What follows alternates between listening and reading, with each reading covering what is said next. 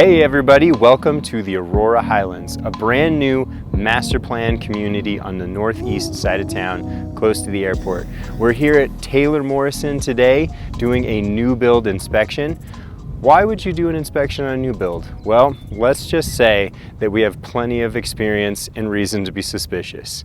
So let's check out this Taylor Morrison and see what they've got for us today.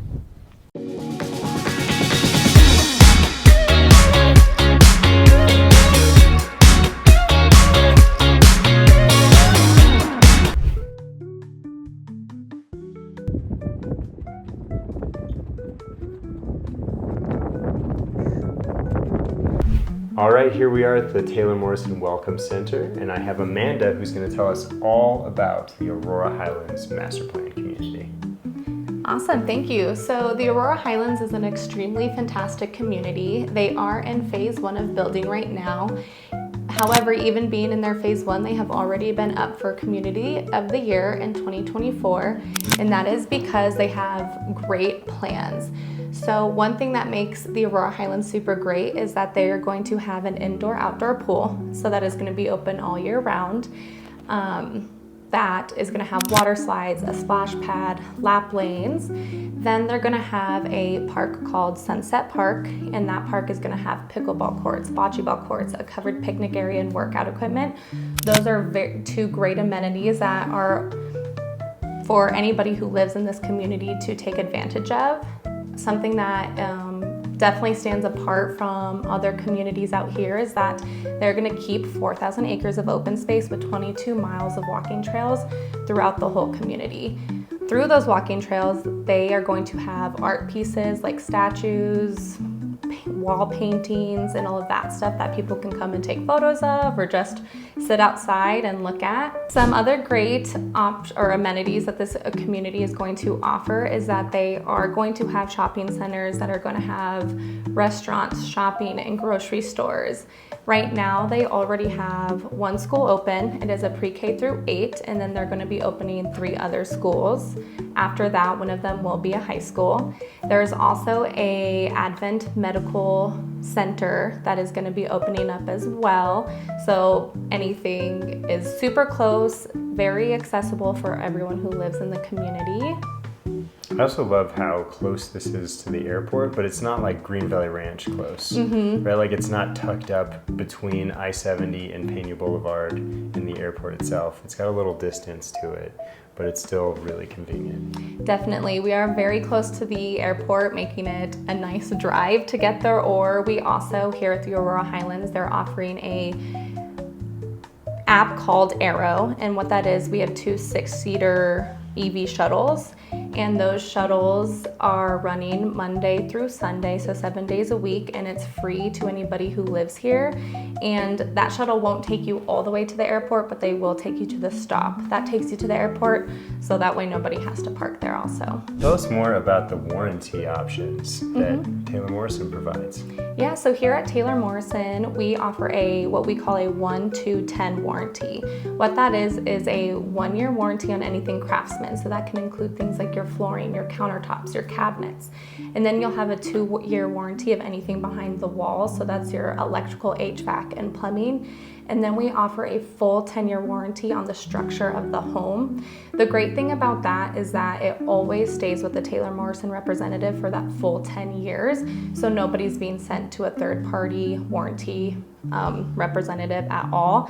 And it is transferable, so if somebody were to sell their home in 5 years, the next buyer would have that 5-year warranty still attached to their home. Okay, so that was great to know. We can get our own inspection done, we can hand it over to Taylor Morrison, and then their team is going to take a look at it and help us get some of those repairs done. There's a lot of things that come for ease of mind and make you feel better about the home buying process when you know you've got warranties, you know everything's new. It really takes a load off your mind. There's a lot of things that I also don't like about new builds, and we'll make a video going over what some of those things are, but for some people it's a great fit, and you might be one of them.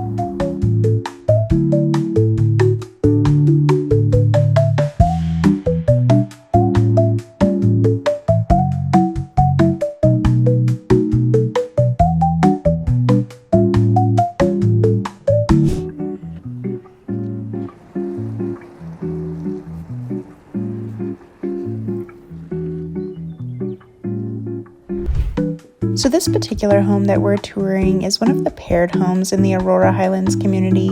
It's the Rocky Mountain floor plan, so it's got just over 1,500 square feet, 2 bedrooms, 2 bathrooms, and is well under the $500K mark, closing at $467,990. Also comes with a concession that helps the buyer pay for closing costs.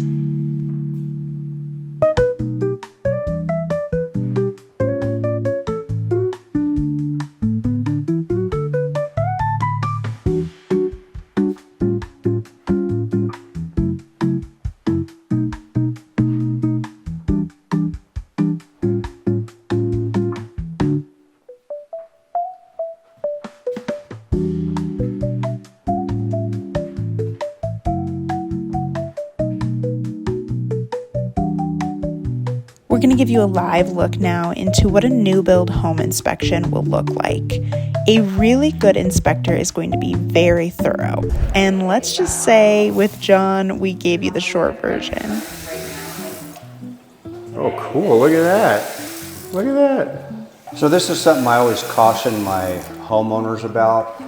This is a touch faucet, and this faucet allows when the handle is turned off to turn on and off, or if it's on, you can turn it off and on. So if they had a cat and a cat jumps up here and happens to touch this thing, you can imagine what would happen if this one locks. So that's nice. This one locks and will not spin around onto the countertop. That's good. So that makes it nice. Underneath here, the gas valve is accessible. So the code states that your gas appliances have to have a shutoff valve within 3 feet of the appliance. So that's where you'll find your gas valve at. And then there's some cosmetic damages over here on the wall. Cool. As far as electrical is concerned, and you'll notice if you look at the island, you won't find any electrical outlets on the island anymore, okay? They put one down low here, but you won't see any up high for servicing anymore. So if you wanted to put one up here, they have some that will pop up out of the countertop, but they do that because they don't want like a crock pot sitting here with a cord hanging down, plugging in, that a kid might pull the crock pot off with. So I'm kind of surprised they did allow that, but yeah, it's underneath whatever. the ledge. If I protected where your refrigerator is, and if that GFI were to trip when you're not home, you're going to spoil all your food. It is on a dedicated GFI, so that's one that I've tripped. Here's two.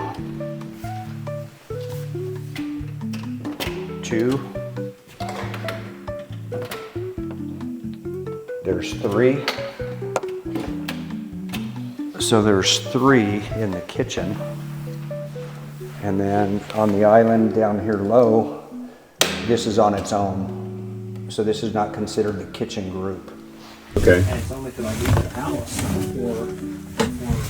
All right, so here we've got your sump pump, and there's a perimeter drain down here. This is where water is collected from the backfill area around the house, and we know that the backfill isn't compacted. So this is the way that they keep the soils in good condition around the foundation. So this is an integral part that every homeowner needs to take, making sure that this sump basin operates the way it's supposed to. And if you look down inside there, there's a white pipe. That's your perimeter drain. That's how the water is transported into this sump basin. Down there, there's a mechanical pump, and the mechanical pump can fail. It's both electrical and mechanical. So on this one, they've got it sealed because we've got part of a radon system integrated with the sump pump and this perimeter drain. So up here, you've got your cord down to the sump pump, and you'll notice this specific type of pump has 2 different plugs on it. This is your float switch that when the water levels come up, it will activate and allow for power to get to the motor, which is this second plug right here. So as a homeowner, what you need to do monthly is unplug these and plug this one in, and you'll notice that the pump starts to work. And as the pump starts to pump, Now we know that you've got a functional sump pump and you're good for another month. Unplug it, put the float switch back together, plug it back in. Now this outlet's also going to be GFCI protected on anything that's older than 2018. So you got to make sure that your GFCI is reset as well if you don't have any power. So those are a couple of things just to check in the event that you see the water levels rising. But you never want your water levels to get up to where the perimeter drain tile, that inlet pipe that we saw in there, never want the water levels to get up to that, because then you're responsible for adding water around your foundation. There you go. States that when you put these in, you're not allowed to, under any circumstances, cut the lower or the upper flanges on these floor joists. And then these web members are really nice, because they allow you towards the center of the span to actually cut out a very large hole inside the webbing, so you can transport and hide ductwork up inside of a ceiling if you were going to do that. I see a lot of new builds where they make mistakes and they'll cut this too close to the foundation, and we end up having to come in and have an engineer do a repair plan on that. Now this particular house has a crawl space that we're in right here. They've done a really nice job in the crawl space. You can notice how all of the plumbing is actually suspended from beneath down here. This is an unconditioned space normally, but this builder actually chose here, where you can see they've put a duct inside here. And so this is going to be a conditioned space, allowing you to store anything down here without having to worry about it freezing. Realistically, they've got it boxed in, and they have blocking in between over there. So really, even though we're against the axis of the floor decking, which is here, it's not really a concern. Yeah, I'm not too concerned about that. And then over here, they install that intermittent floor joist. But again, it's going to be 26.5 inches. So they have to have this joist in here. It's probably not that big a deal, and the reason why is because this is in that closet, the mechanical closet where the furnace is at. So you're never going to put like a baby grand piano or anything in there. I am going to just document this, and I'm going to discuss this with my structural engineer and just ask him if it's something I should be calling out or not. I don't think I need to. But the reason why is this entire floor structure is engineered to have 40 pounds of live load and 20 pounds of dead load on this floor structure. So when you exceed the distance between joist right here, if you were to put the maximum amount of load on top of it, you would have too much deflection in the floor. So this intermediate joist right here would put so much weight on this little TJ that they put in between. So that means it has to be block braced and installed properly. And without the web backing that they put on there, this might be compromised. So I am going to write it up, but I'm going to talk to my engineer about it too. Space like this, or an unfinished basement, what I'm looking for real closely is around the plumbing. You want to make sure that when the plumber came in, the house has already had its structural evaluation by the code inspector at that point. So what you want to do is come down here and verify that the plumber didn't make a boo-boo and notch any of the floor joist and damage them. So here they had some spray foam in here, and this was really close to that upper flange, but I can verify by pulling that insulation off that they did not damage the flange. So that's good. When you see PVC joints down here, there's a purple color that you see right here, and this is a primer. This is a two-step process to cement these together. So you need to make sure that they use the primer and then they'll use the proper glue. And sometimes on drain systems, they will forget a primer on it, so that's something you need to look for too. So this is, I call this a suicide beam, and the reason why is this is your foundation wall, and they set this beam right on the corner right here. And we've already established that yes, we do have seismic activity here in Colorado. Now when you look at this beam here, they have a piece of 1x underneath it, but the 1x is only sitting on half of the I-beam, so it's only on the flange. It doesn't extend to the bottom all the way across the bottom of the I-beam. And then they don't have any kind of what I call a kicker or block bracing coming in here to hold this beam into place in case we had seismic activity. We don't want that to fall off. So I'm going to be riding this up. So John, what's an IAQ fan? So IAQ is an acronym for Indoor Air Quality on a newer built home that has a 5-star energy rating on it. We have found and done studies that indoor air quality is actually worse than exterior or outdoor air quality. So we've tightened houses up so much anymore that the indoor pollutants can actually cause indoor air quality to fall. So the builders are now putting in a specialized fan inside the home. And this fan that they've got up there looks like a regular exhaust fan that you may have in a bathroom, but it's a lot different than that. This fan is designed to run 24/7, 365. So that fan runs in low speed, and I've already checked it, and it is running in low speed now. And it's whisper quiet, you can't hear it at all. But it also doubles as an exhaust fan, so if you have high humidity in here and you're using it, when you walk into the room, there is a switch here. When you turn the switch on, that cues the fan to go into high speed. And it's going to go to high speed until you leave the room and you turn the switch off. You notice that it stayed in high speed. There's a module inside there, and that module, there's 2 different little dials in there. One, you can turn the CFMs or the speed of the fan higher or lower for the high speed as you choose. And the other one is a timer, so it will time out how long it goes after you turn the switch off. And typically it's for 5 minutes, 10 minutes, 20 minutes, and you can dial that in specifically. But the important thing to note as a homeowner is because this fan runs 24/7, it's very important that you get up there and clean that fan a couple of times a year. In case of an emergency, the builder has put a secondary shutoff valve right here.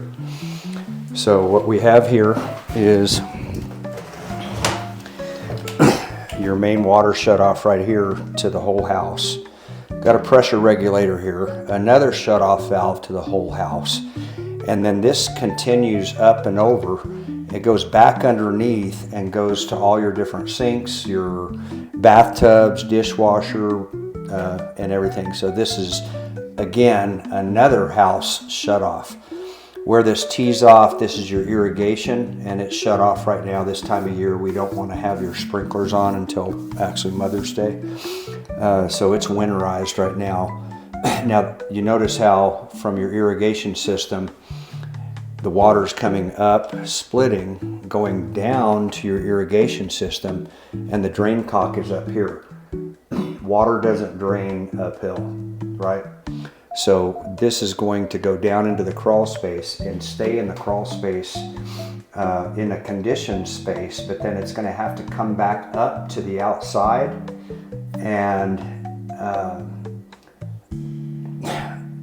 when it goes to the outside, how do you drain that line from here, everything underneath there, and then back up where it goes to the outside? So winterizing here is going to be a trick. There should be, on this pipe down in the crawl space, there should be a drain cock below, so you can drain that. So this is kind of idiotic the way they did this. Oh no! Trouble because there's different manufacturers of this.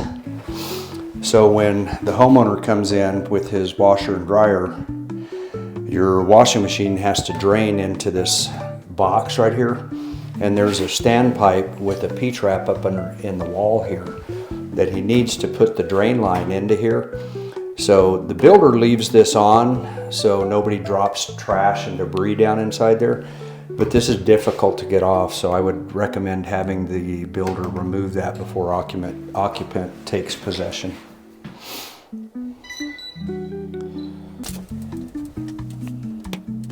Already finding problems up there, huh? This has a popped nail right here that's causing the shingle to stay up.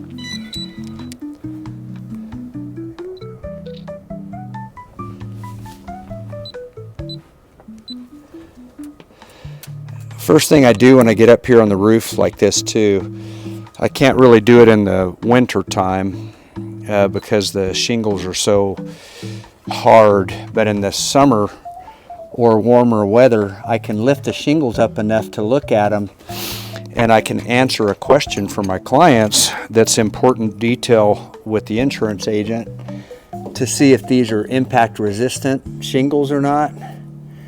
And so I get to be the bearer of some good news with him on this one. These are impact resistant shingles. Awesome. Any idea what stage? Pardon me? Do you have any idea what stage resistant? What? There's like stage 1 through 4 impact. Oh yeah, these would be a 4. Impact, stage 4 impact resistant. Awesome. That'll save you about $900 a year on insurance. So get here and then just step over nice and easy. Don't push.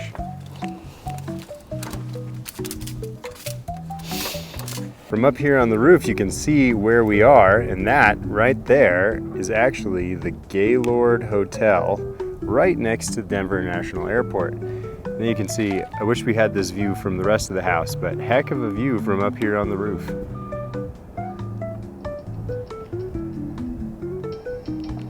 What kind of gutters they have. These are aluminum gutters. They're a little bit softer and lighter weight than what the galvanized are. So they require to have these gutter straps that you see every 20 inches. And so these gutter straps are in just fine. So now when we get the weight of water, ice and snow on these, it won't bend these over. The other thing that you're looking at when I lifted the shingles up to see what kind of shingles they were, I'm looking to make sure they have a drip edge flashing in there that comes from under the shingle over and into the gutter. Now I'm looking up here, I'm looking at the valley. This is what we call a weaved valley. That's a closed valley. So these shingles got laid first, and they come over and up the valley about probably about a foot, and then these shingles come over on top of it, and then they cut these. So this is what we call a closed valley. Other thing I look for are what we call shiners. So you want to make sure that's just a broken nail head, but I'm looking for shiners. This is a paired home, so we're sharing a roof with the next door neighbor. So oftentimes that's going to be kind of a, what you call a, just a gentleman's agreement, since there's not an HOA here. So if this roof has hail damage and they don't want to claim their side of the roof, then you got a conundrum where you've got a roofer that comes in and only is going to be replacing half of the roof. So sometimes that can be kind of a complicated thing. So hopefully you get good neighbors. And if you push down on this, it creates a cup, and then water, ice, and snow will build up in there. And going through the elements, it makes this brittle, and then you have a void or a crack that occurs probably around year number 12, year number 15. Even though this is a 40-year roof, we do have elements up here, and things like this are going to wear out a little bit quicker. And as these wear out, crack and split, that makes it vulnerable for water infiltration into the attic area. So we're always looking at your plumbing boot flashings or any of your this is for HVAC, so same type of flashing for your plumbing. This is something that OSHA requires. It's just a tie down, so the roofers can actually hook onto this for safety when they're hanging off the roof.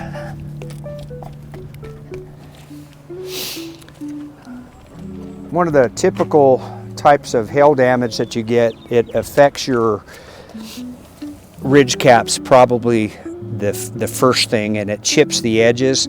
So I can look at this and tell you that there's absolutely no hail damage on this. I can see some impact damage here. So that looks like a little impact damage, and maybe somebody dropped a tool on this or rubbed their feet on it. As the weather warms up and it gets hot up here with a darker color, it allows for any kind of scuffs to occur if you drag your feet when you're up here. So you got to be conscientious to make sure you step and not drag your feet. And I try really hard not to step on the edge of the shingles, because that will damage them, and you'll see evidence of somebody knocking the granular protection off of the roof. So you'll see that flashing right there. That's bird box flashing, and what that does, it prevents birds and squirrels and animals from getting into your attic area. So that's a good place to always check. And then we are in Aurora, and Aurora makes it mandatory that on the rake of the roof here that you put a drip edge flashing as well. So Aurora makes them do that, so they did a nice job on that.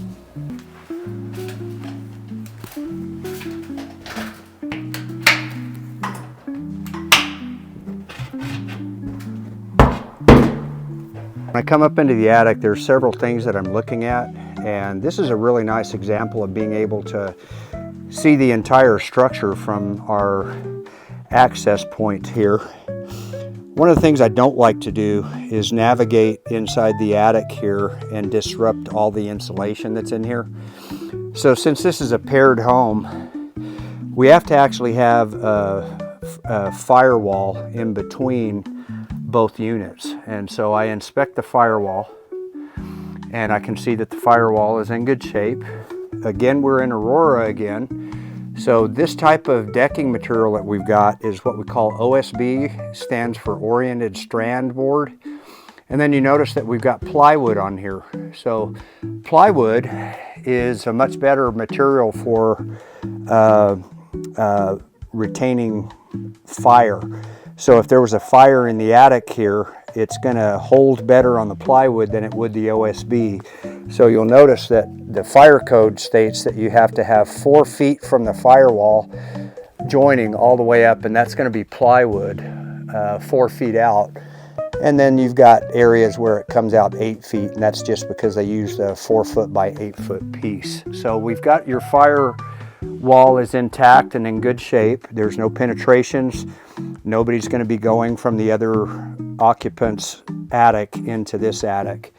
Next thing I'm doing is I'm looking at all of the trusses and all of the junction points. For instance, this right here, this is just what we call a juncture where the web meets the upper cord.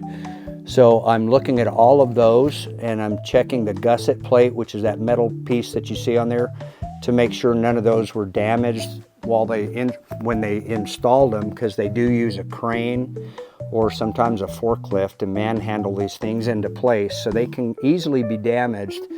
And because they're an engineered product, any kind of damage to those has to be engineered to do the repair.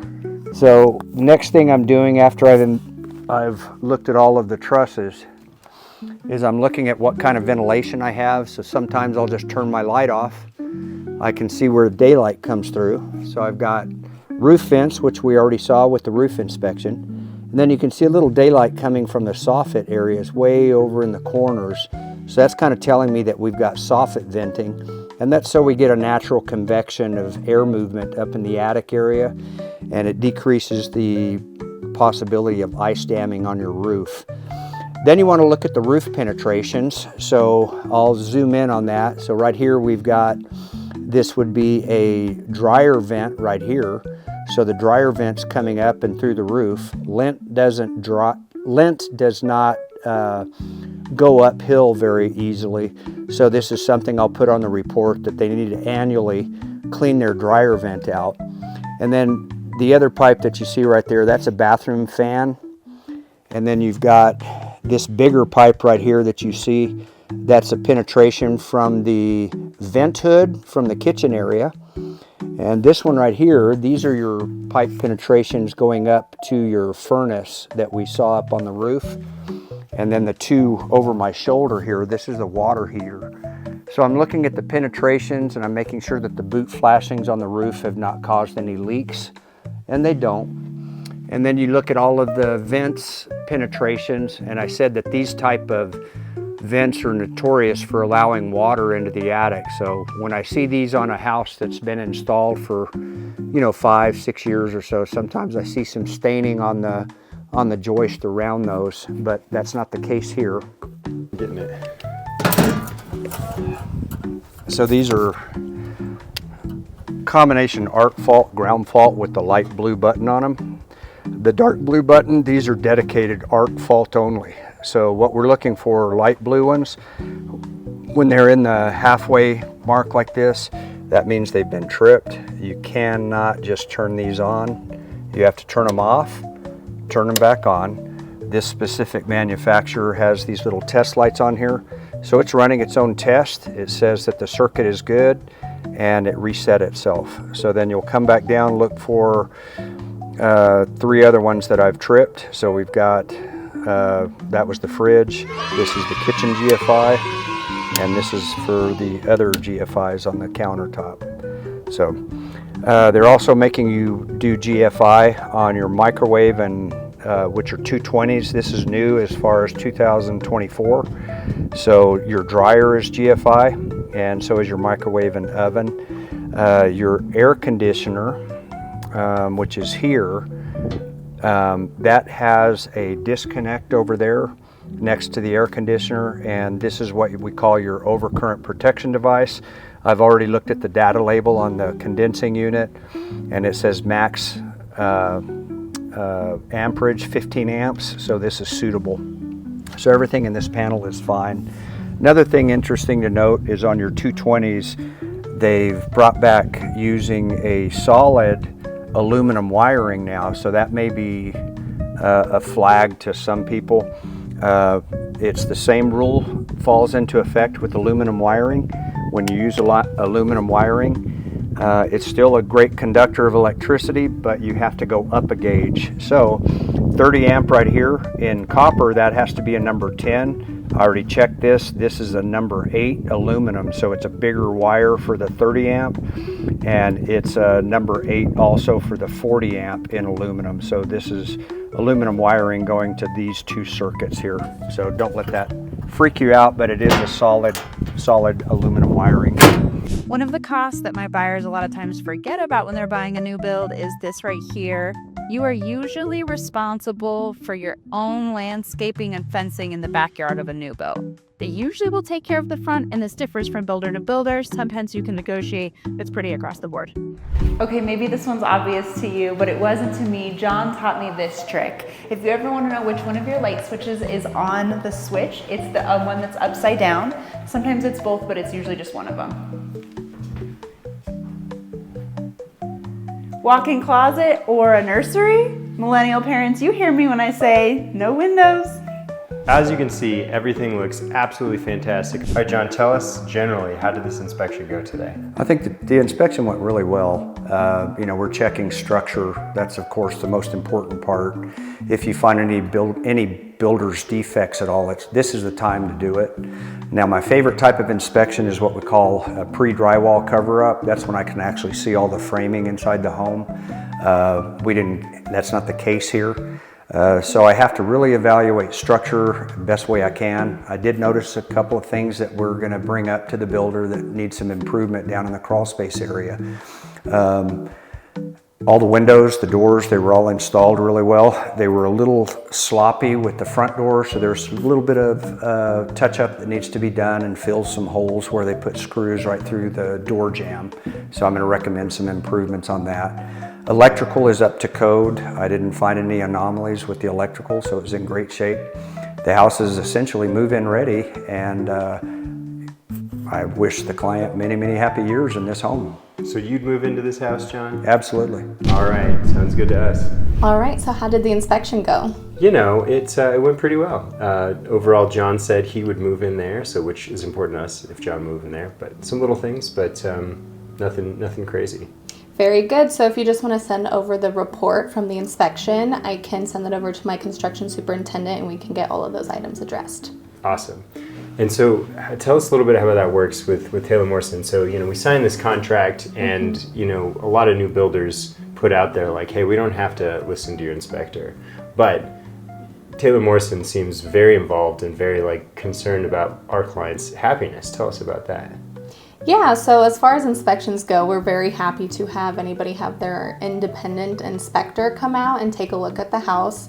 Once those items are sent over, our construction team is also very happy to address those. We want our clients and our buyers to be very happy into the home they move into, and so that they don't have a lot to do after closing. Absolutely. And for the record, Taylor Morrison has been incredibly easy to work with so far. Amanda, thank you so much for all your help today. We'll get that list of inspection items to you and we'll see you soon. Of course, great seeing you.